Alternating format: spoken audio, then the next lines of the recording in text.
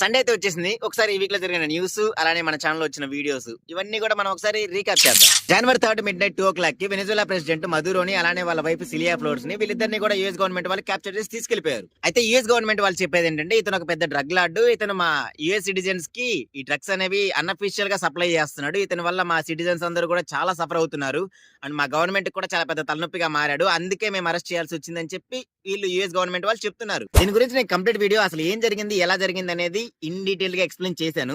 ఒకసారి ఆ వీడియో చూడండి. అండ్ రిమెంబర్, నేను అక్కడ జరిగింది మాత్రమే చెప్పాను. అంటే బిహైండ్ ద సీన్ ఏం జరుగుతుంది అనేది నేనైతే ఎక్స్ప్లెయిన్ చేయలేదు. అంటే యూఎస్ గవర్నమెంట్ వాళ్ళు చెప్తున్నారు కదా ఇతను ఒక పెద్ద డ్రగ్ లార్డు, దాని వల్ల మాత్రమే మేము అరెస్ట్ చేశామని చెప్పి చెప్తున్నారు కదా, అంతవరకు మాత్రమే ఎక్స్ప్లెయిన్ చేశారు.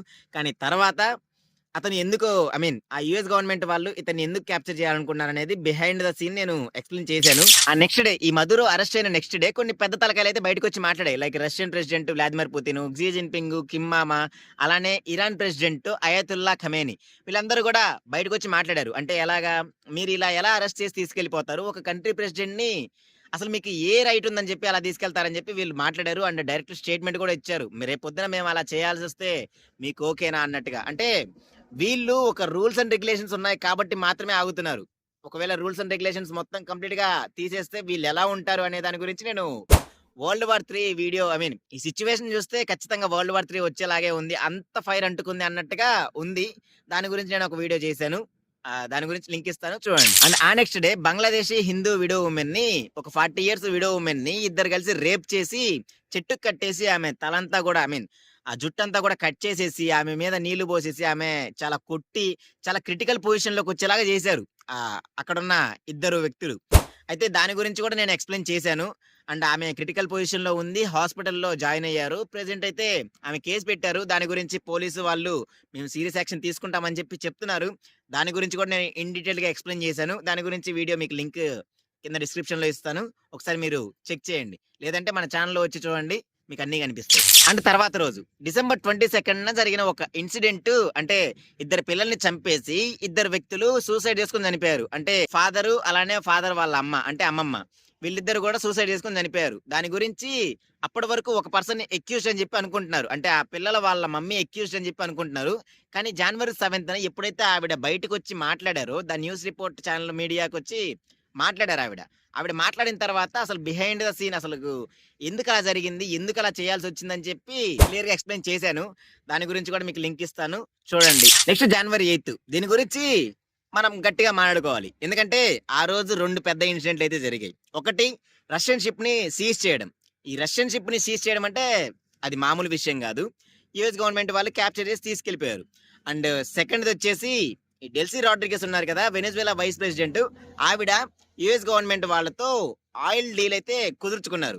అంటే అది బ్లాక్మెయిల్ చేసి ఉండొచ్చు, లేకపోతే ఇంకెలాగైనా చేసి ఉండొచ్చు.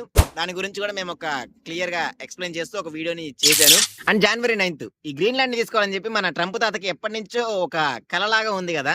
అయితే దాని గురించి ఒక స్టేట్మెంట్ అయితే రిలీజ్ చేశారు. గ్రీన్లాండ్ మేము ఎలాగైనా సరే క్యాప్చర్ చేసుకోవాలి, ఎలాగైనా సరే మేము కొనుక్కోవాలి, ఒకవేళ మేము ఛాన్స్ ఉంటే కొనుక్కుంటామన్నట్టుగా ఆయన ఒక స్టేట్మెంట్ అయితే రిలీజ్ చేశారు. అయితే దీనికి డెన్మార్క్ రెస్పాండ్ అవుతూ గ్రీన్లాండ్ జోలికి వస్తే షూటెడ్ సైడ్ ఆర్డర్ ఇస్తాము, మేము చంపేస్తామన్నట్టుగా కొంచెం గట్టిగానే మాట్లాడారు. దాని గురించి కూడా నేను ఒక ఫుల్ లెంత్ వీడియో చేశాను. అది ఇక్కడ కార్డ్స్ లో ఇస్తాను, చూడండి. అండ్ ఫైనల్లీ January 10 అంటే నిన్న వెస్ట్ బెంగాల్లో ప్రొటెస్ట్లు అయితే జరుగుతున్నాయి. చేస్తుంది అపోజిషన్ వాళ్ళు కాదు, రూలింగ్ లో ఉన్న వాళ్ళే. దానికి కారణం వాళ్ళు చెప్పేది ఏంటంటే వీళ్ళు మాకు ఈడీ రేట్స్ అయితే జరిగాయి, కానీ ఈడీ రేట్స్ జరుగుతుంది మా మీద కాదు, అంటే లైక్ పొలిటీషియన్స్ ఇంట్లో కాదు, లేకపోతే ఒక బిజినెస్ మ్యాన్ ఇంట్లో కాదు, మా ఐపాక్ టీం మీద జరుగుతున్నాయి.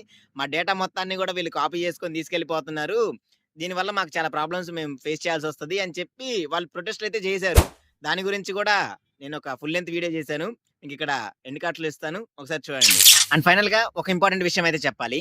నేను ఇప్పుడు చెప్పిన ఈ 7 వీడియోస్ ఏవి కూడా ఎడిట్ చేసిన వీడియోస్ అయితే కాదు. అంటే రా ఫుటేజ్ నేను ఎలాగైతే చెప్పానో అలానే పోస్ట్ చేశాను. లైక్ అంటే ఎలాంటి మోషన్ గ్రాఫిక్స్ కానీ లేకపోతే ఎలాంటి ఎడిటింగ్ అయితే నేను వాడలేదు. అంటే మీకు ఇంట్రెస్టెడ్ గా అనిపించవచ్చు, అనిపించకపోవచ్చు, కానీ నాకైతే టైం లేదు. అంటే ఈవినింగ్ ఈ టైంలో షూట్ చేస్తాను, ఇంకొక హాఫ్ అన్ అవర్ లో నేను పోస్ట్ చేయాల్సి వస్తుంది. అంటే మనం డైలీ ట్రెండింగ్ టాపిక్స్ చేస్తున్నాం కదా, సో ఎడిటింగ్ కి టైం లేదు.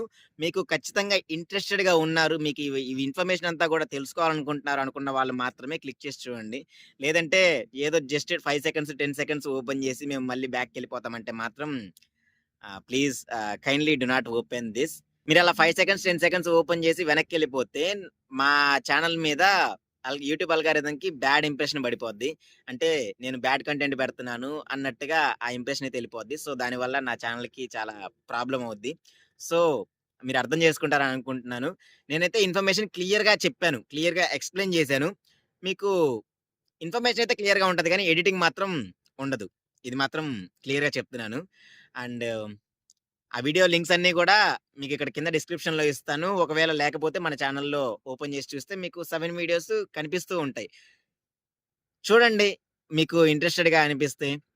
అండ్ నాలాంటి కొత్త యూట్యూబర్స్‌ని, నాలాంటి కొత్త క్రియేటర్స్‌ని సపోర్ట్ చేయాలి అనుకుంటే మాత్రం సబ్స్క్రైబ్ చేసుకోండి. అండ్ ఈ వీడియోని లైక్ చేస్తే ఇంకా నలుగురికి రీచ్ అవుతది.